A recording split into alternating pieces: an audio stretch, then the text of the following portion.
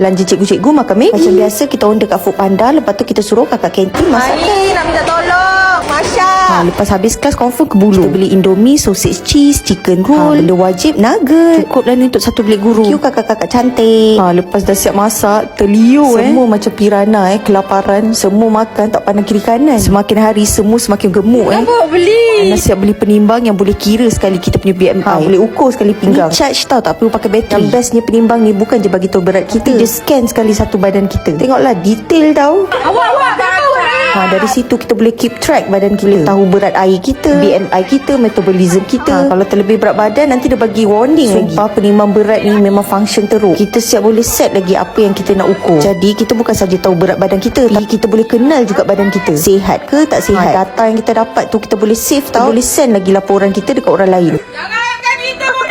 Tengoklah siap lari belakang meja lagi nak ukur berat badan. Semoga dah ada penimbang ni kita orang insaf lah daripada makan banyak-banyak.